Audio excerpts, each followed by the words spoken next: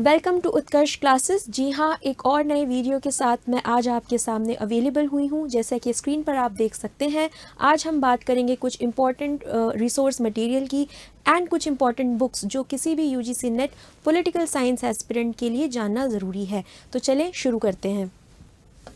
जैसे कि आप देख सकते हैं, सबसे इम्पॉर्टेंट और सबसे फाउंडेशनल एक्टिविटी और एक्शन किसी भी एस्पिरेंट को लेना होता है किसी भी गवर्नमेंट एग्ज़ाम की तैयारी करने के लिए, चाहे फिर वो यूपीएससी हो या यूजीसी नेट जैसे एग्ज़ाम। उनमें उनका फाउंडेशन, उनका कंसेप्ट, उनकी बेसिक्स जो है उनके नोट्स से जज की जाती है। तो very important, very first part for any UGC NET aspirant is to create and to prepare notes. अब इसमें दो किस्म की रिसोर्सेज हमारे पास अवेलेबल हो सकते हैं। वो बच्चे जो कि पेड कोर्सेज के थ्रू पढ़ाई कर रहे हैं या जो कि यूट्यूब के थ्रू पढ़ाई कर रहे हैं, उनके सामने ऑलरेडी लेक्चर्स अवेलेबल हैं। वो बच्चे जो सेल्फ स्टडी कर रहे हैं और डीप डिटेल के साथ पढ़ना चाहते हैं, उनके पास एक और सोर्स होता है बुक्स का। ये इम्पॉर्टेंट इसलिए भी होता है कि ये आपको बाद में, आपके एग्ज़ाम के बाद में, जब आप एज एन असिस्टेंट प्रोफेसर कहीं कॉलेज में पढ़ा रहे हों या किसी रिसर्च फील्ड में हो या डॉक्टरेट की तैयारी कर रहे हों, उसमें ये बुक्स जो हैं काफ़ी हेल्पफुल होती हैं, जिन्हें हम और थोड़ा सा डिटेल में पढ़ेंगे अपनी अगली स्लाइड के अंदर। सेकेंड इंपॉर्टेंट पार्ट होता है आपकी प्रैक्टिस, जो कहीं ना कहीं आप PYQs के थ्रू करते हैं। तो एज सुन एज आपने अपने नोट्स प्रिपेयर कर लिए, आपका फाउंडेशन अच्छा हो गया, आपके कंसेप्ट क्लियर हो गए, आपको इमीडिएटली मूव करना होता है प्रैक्टिस पर। और ये प्रैक्टिस आपको PYQs से बेहतर और कोई नहीं दे सकता, बिकॉज PYQs ना सिर्फ आपको आपके कंसेप्ट्स को अंडरस्टैंड करने में आपकी हेल्प करता है, बल्कि PYQs आपको एक पैटर्न प्रोवाइड करता है, एक ट्रेंड प्रोवाइड करता है उस पर्टिकुलर एग्जाम का। सो वेरी इंपॉर्टेंट थिंग जो है आपके लिए वो PYQs करना है। So the more you practice with the PYQs the more you will feel confident. इसके बाद रिवीजन हमारी थर्ड कैटेगरी है, ये हमारा थर्ड फेज़ है।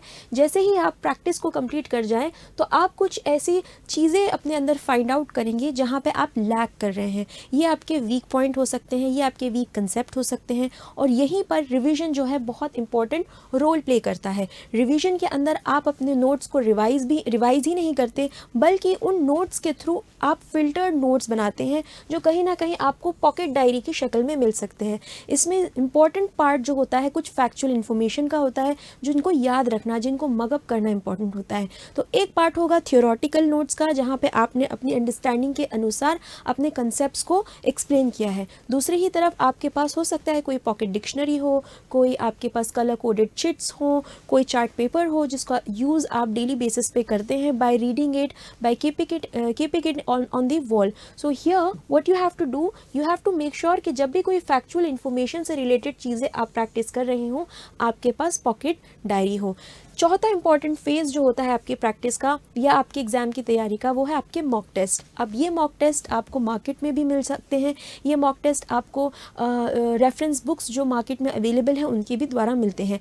लेकिन जब से हमारे एग्ज़ाम CBT मोड में हुए हैं, हमारा एक ट्रेंड बढ़ गया है जिसमें हम मॉक टेस्ट जो है ऑनलाइन प्रोवाइड कर रहे हैं स्टूडेंट्स को। तो ये मॉक टेस्ट सीरीज़ आप अलग अलग प्लेटफॉर्म से भी ख़रीद सकते हैं। इवन आप UGC के जो यूट्यूब चैनल्स हैं उनके थ्रू भी ये टेस्ट अटैम्प्ट कर सकते हैं, जो रेगुलरली हम भी आपको डेली बेसिस पर MCQs एंड PYQs के थ्रू करवाते हैं। तो यहाँ पे ये चारों ही चीज़ें इंपॉर्टेंट हो जाती है, जहाँ नोट्स, आपका प्रैक्टिस, फिर रिविजन, फिर दोबारा आपकी प्रैक्टिस जो आपको मॉक टेस्ट के द्वारा मिलती है। ये जो है मॉक टेस्ट, ये इंपॉर्टेंट है और कहीं ना कहीं ये PYQ की प्रैक्टिस से अलग है, क्योंकि यहाँ पर जो प्रैक्टिस आप कर रहे हैं, यहाँ पे आप डिफाइन करने की कोशिश कर रहे हैं आपके वीक एरियाज़, आपके वीक पॉइंट्स, जबकि ये वाला जो एरिया होगा, जो लास्ट फेज़ होगा, ये मेक श्योर कराएगा कि आने वाले एग्ज़ाम्स में आपका स्टेज, आपका परसेंटेज कितना आ रहा है। You will be able to जज yourself how much you are prepared for your exams. तो याद रखना है कि ये पार्ट आपको बहुत सीरियसली कंसीडर करना है, और इसके लिए जो भी सीरीज़ चलाई जाती हैं, चाहे वो किसी पर्टिकुलर UGC नेट प्लेटफॉर्म के थ्रू चलाई जा रही हो, पेड कोर्सेज के थ्रू चलाई जा रही हो, या इवन ये यूट्यूब पे आपको फ्रीली अवेलेबल हो, इनका ज़्यादा से ज़्यादा आपने फ़ायदा लेना है, जिससे आपकी प्रैक्टिस और मजबूत हो सके।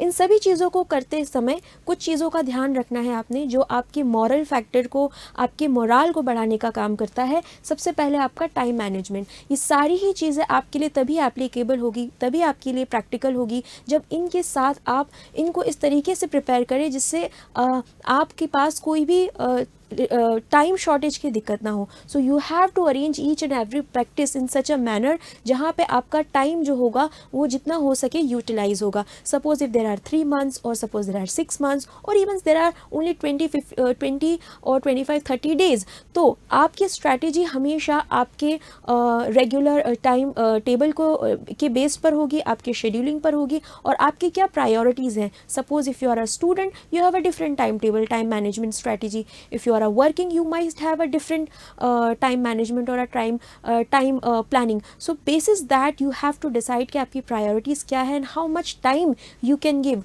to each of these practices. Second important चीज़ है आपकी कंसिस्टेंसी. आई कैन अंडरस्टैंड कि आप एक टाइम पर शायद ज़्यादा पढ़ के इतने एग्जॉस्ट हो जाए कि you just literally want to get away from everything. तो consistency is the key of everything. यानी अगर आप सक्सेसफुल एस्पिरेंट बनना चाहते हैं इस एग्ज़ाम में तो आपको कंसिस्टेंट रहना है. भले ही आपकी तैयारी कम और ज़्यादा हो सकती है, एनर्जी लो एंड अप हो सकती है, बट आपने कंसिस्टेंट रहना है. आपको लगातार उस पर जो है अपने एफर्ट्स देने हैं. And third important thing is being positive, specially for the students of this year, जहाँ पर हम बहुत सारी इस तरह के न्यूज़ गवर्नमेंट के थ्रू, एजुकेशन मिनिस्ट्री के थ्रू, NTA या UGC नेट के थ्रू सुनते आ रहे हैं. ऐसी कंडीशंस में स्टूडेंट का जो मोराल है वो डाउन हो जाता है. मेरी रिक्वेस्ट आप लोगों से यही रहेगी कि कोई भी फिज़िकल या कोई भी इन्वायरमेंटल फैक्टर्स आपकी तैयारी को अफेक्ट कर रहे हों तो उन पर आपको ज़्यादा से ज़्यादा ध्यान नहीं देना है और उन्हीं एलिमेंट्स को अपने स्ट्रैटेजी का और अपनी पढ़ाई का हिस्सा बनाना है जो आपके मोराल को और ज़्यादा मजबूत बनाते हों. So you have to keep yourself positive in the most negative situation. वहीं पर आपकी एनर्जी की, आपकी पॉजिटिविटी की सबसे बड़ी टेस्ट होती है.